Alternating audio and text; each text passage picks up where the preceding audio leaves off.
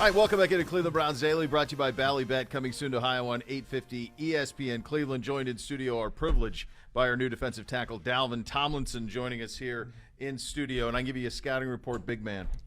We need you, buddy. Big man, that's right. Get off the bus, guy. Welcome to town. Right. This is so exciting for us. It was a position of need, obviously, at the very, very highest priority.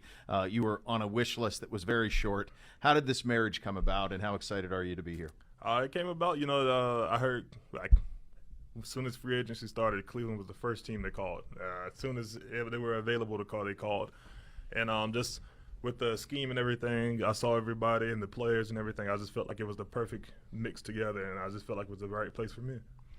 So you've played against the Browns a few times as a member of the Vikings and the Giants. Had a sack against us with the Vikings back in Week 4 a couple of years ago. So that's something we file away. The other defensive lineman, I'm calling him Double O, had a sack against the Browns last year. When you have a game like that, or you say you do something, do they bring that up? They're like, oh yeah, you really stood out against us, and we've got a good interior of our offensive line, so it's a sack against us from the interior is a sack of great consequence. Oh yeah, it really doesn't come up that much like that, yeah. But I think they'll mention it here and there, maybe here and there.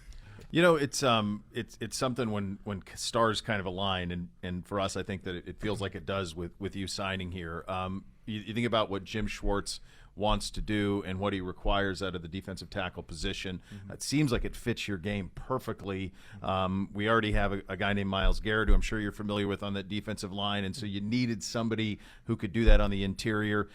When you're going through free agency, you mentioned the Browns were the first to call, and you're trying to find the perfect fit. Where were those boxes to check in terms of scheme with Schwartz playing with somebody like Myles? I feel like those is very high priority on the checkbox list, and like you said, there's attacking and being big and powerful too. Using that all together is going to cause a lot of havoc this year. Yeah. When and in Minnesota you had Zadarius Smith on one side, Danielle Hunter on the other. When you can push the pocket, now it may not show up on your stat sheet, right? You have gotten your sacks every year, a couple, 2.5, 3.5. You contribute to a lot of those sacks because if a quarterback can't step up, those guys coming around the edge can get there. Is that something that you take a lot of pride in, and that, hey, if I can push this pocket, Myles Garrett is going to get there? Most definitely, because I feel like I'm a very selfless player, and long as if I do good, if I get the sack, that's fun, but also if my teammates get the sack, I feel like I got the sack too. Hey, you get rewarded handsomely for that, by the way. So congratulations on that. Yeah, exactly. Thank you. So it's just long as he gets the sack, I'm going to celebrate like I got the sack with him. So it's just like we're going to go out there and have some fun with it. And you've been accustomed to this. I mean, you think back to Alabama with the Giants. You've always played amongst great players and great defensive lines. Is there a common thread that those groups had that maybe can apply here? Oh, yeah, as long as you just – a lot of players that actually just want to be great. If everybody wants to be great and everybody wants to play for not just themselves but each other, it's like the sky's the limit. I mean, think about that line at Alabama: Jonathan Allen, Jaron Reed, A'Shawn Robinson, and you. That's insane. It's the Bama way. Well, it is the Bama way. But does that almost kind of spoil you when you come into the NFL? Because I would imagine it probably felt pretty easy for the four of you to do what you wanted to do to offensive lines in college. Most definitely. And just like even that year, there was one year. The next year was me, Jonathan Allen, and Daron Payne. So it's just like every year, I don't got to worry about that. So I know they got it. Yeah. And then you got to think about the years also. We had C.J. Mosley, Reuben Foster, and all those great – Reggie Ragland, all those great linebackers behind you. It's just they're not going to run the ball up here. They got to go elite sideline to sideline to throw the ball. You got to take your chances. Yeah. How does that – I can't imagine – I think probably know the rhetorical question, but the way that prepares you, though, for the league, because there's a standard with Saban's defenses that have been there forever. And – it's college football, but it's professional sports. You're playing for Alabama, man. I mean, there's no other way around it. Does that make the transition to the NFL for you? Does that make it easier? Yeah, most definitely. Just like you said, the way Coach Saban has his standard, he expects the best out of you every single play. And when you get to the league, that's the same exact standard you got to uphold to. So it makes you that much more prepared for it. So when you actually get here, it's not a surprise to you.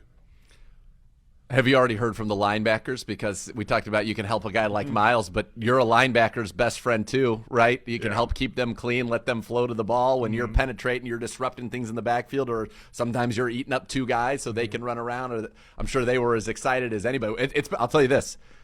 I don't know the last time we had a 320-pounder on this roster. It's been a long time. We brought Andrew Billings in one year, but COVID, he opted out that season. So you've made a lot of people happy coming here. Yeah. The linebackers love it. Most definitely. I feel like every linebacker I played in front of, I think we've been like super close friends. So. They're taking care of you, right? Most They're like, definitely. thank you. You help us rack up those stats. Before you came on, we were having a conversation off air about the life you've lived and the experiences that you've had, and I know we'll get into some of that in a second. But I think of some of our young guys, and we're just now getting to know you right now. But you come across as a very natural leader. How much of that are you comfortable with? We've got some young guys on that D front that certainly need to be helped along the way. How comfortable are you in that role? Yeah, I'm super comfortable in that role. Just like like you said, I just feel like it's natural. I always want to help people outside of myself as well, because if I'm helping other people get better, and I'm also focusing on me getting better too, we're just going to be a better team. So I'm so used to it, and I just want to help everybody I possibly can. And Beau alluded to it, 4.4 GPA, got into Harvard, football stole your heart, as you said earlier today. You go to Alabama, state wrestling champion, a Renaissance man with the instruments, but I don't know how many people know you've overcome tremendous tragedy, and I'm certainly very sorry for your losses, and I can't imagine what that was like to go through. But how has that shaped you, and to look back at all you've been able to accomplish under what I would call incredible duress it's just a real testament to you and everybody who, it takes a village, they say, right, who came around you to support you as a young man. Yeah, I guess you could give shout out to my family and my fiance. They was always with me since day one, and it was tough. It wasn't an easy journey. It was a lot of times I questioned, like, why me? And also, like, I just remember my mom, like, she's my why, no matter what. She's the reason I wanted to play football in the first place, because our first year of playing was 4 years old, and I remember how excited she was to see my brother and my older cousin play. And so every time I get on the football field, I always look into the sideline to see her smile type thing. And that was all the way through high school until I lost her. And then I just, even after that, like, I play for her. I honor her every time I put my hand in the dirt and go and hit somebody. And I have a huge football family. Everybody loves football. And I feel like all the women in my family are the biggest football fans. So it's great to have that support, though, that's allowed you to do that. And you obviously have tremendous inner strength as well to kind of overcome that. And it's funny, you were talking about some of the young guys and being a leader. People complain, oh, my car is this or that. You're like, listen, I've gone through some unfathomable stuff, and I'm here, and I figured out how to do it. Like, you can figure this out, right? I think that would be it's a powerful thing to be able to say to somebody, your life is powerful, and what you've accomplished. So congratulations to you on that. Again, Well, it forced you to be a man. At a very young age. You got to be a man at a young age, and I mean, we looked at some of the stuff that it's incredible what you've done. Like, you've taken on a lot in your life, and I imagine you get into a room and you're everybody's a pro and everybody's the best at what they've done. And life experience goes a long ways. We had a guy on from Minnesota this week who could not stop praising you in terms of what you are in the locker room, in terms of what you are as a player. You can feel it. Like, it's really important to you, the way you carry yourself, the way that you handle your business. And some of that comes, I'm sure, from having to grow up at a very young age and deal with some really hard stuff early. Most definitely. I agree with that. Yeah. And it's been one thing that is consistent. Anybody that we've ever had in here, whether it's somebody with the Browns, like a Joel Bitonio or Christian Kirksey at the time, or somebody we brought in, like we brought Jacoby Brissett last year. If you were a Walter Payton Man of the Year nominee for your team, you're a different breed, and it passes through. What did that mean to you when you got that distinction from the Giants in 2020? Oh, yeah, it meant a lot. It was a big deal for me, just because even with that year with so much going on, we were still reaching out to people and organizations in like the New York area at the time. And it used to be the Far Rockaway Colts. I remember the organization. It was like in a bad part of New York, but it was kids playing football. And pretty much it was police officers. They were their coaches. And they used to get off duty and they come coach the kids and everything. And I remember we did so much with them, and they changed their name to the Far Rockaway Giants. And, I love working with that group. There was an amazing group of kids, and just the officers, too, as well. We used to be on Zoom calls because it was a COVID year and stuff. and they still accomplishing great things now that we started doing so much that year with that one program, and then Kate's Club and Good Grief and Brighter Days, all different organizations that help kids with the grieving process, because everybody grieves differently. And I wish I would have had something like that when I was going through my grieving process. But to see a kid even younger than me lose a parent, and going through that process, and just to be able to go back and talk to kids, or be on a Zoom call with those kids, or have them come to a game and talk to them, and let them see that you can still be successful and be anything you or your parent wants you to be. And just because you lost them, you have to continue to live the way they would want you to live. And you just to talk to them, you never know who life you will change by just having a simple conversation and smiling. Yeah, it's powerful stuff, man. It certainly is. I'm going to tell you, we say this to a lot of the SEC guys that come through here. Obviously you're new to town and new to the fan base and everything that comes with that and the organization. You played at great organizations. You think about the Giants and the Vikings, obviously. What a stadium! I love that stadium. This franchise and this fan base, I think, is most similar to probably what you experienced at Alabama.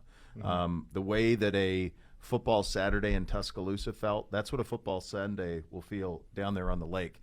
What do you know about the fan base? What do you know about the passion that this city has for this team?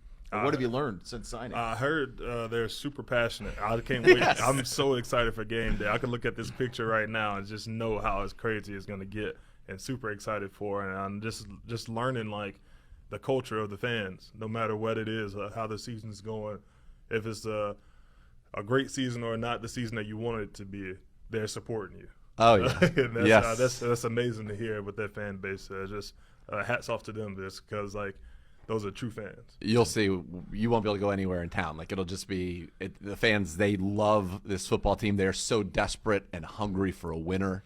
Yep. And, you're a piece that can come and help bring that. You're a guy who understands winning. You've done it your whole career. Wanted to ask you just more of a fun question. I know you're an avid video gamer. Yeah. What are your games of choice? Oof. I don't discriminate with video games either. It's just like, Are you a Madden guy? Except for Madden, because Madden is like it's not realistic to me. Okay. Because just so you know that they just dropped you just got a 98 in the free agent thing, which is in the Ultimate Team. Like, you are as high as it gets it right might now. be realistic to me. There we go. See? There we go. Exactly. They got that one thing right. They finally got one thing right. Yeah, like I play Madden just like casually with friends and stuff, but I play most like Call of Duty, Battlefield, okay, like God of War franchise and stuff like that. Like, I play a little bit of everything, but any game I'm willing to give it a try. It's a great escape. I'm a grown man. I'm a man in my 40s. I still love a great video game. I love it. It's just fun. Yeah. Stay in the things you like to play. 9 instruments. 9. It's outrageous. Can you name all 9? And this is from the internet, so it must be true. And which one's your favorite? I don't know about 9. That's a little exaggeration. That's a reach. I don't know. Okay. What you do play? What instruments do you like to play the most? What do you enjoy? I started off playing trumpet, and then I went to percussion instruments like xylophone, a little bit of piano, the snare drum, bass drum, field drum, stuff like that's what it's 6. 6. Yeah, we're at 6. And yeah, those pretty much the main ones. Do you sing? No, I can't sing. No, okay. I was just going to throw voice in there. We could count that as a 7th. Right. I got a 7-year-old who got a drum set. Any interest I can get you give some lessons to this kid? Because all it is noise to me right now, man. Hey, man, he might just be a genius. He might be. You never know. Maybe he go to Harvard. Maybe he accept like Harvard just like you.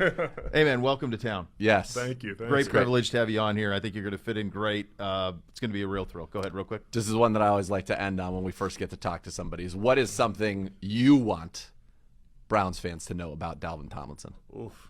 I would say that y'all have a true dog on the football field now. I like the inside.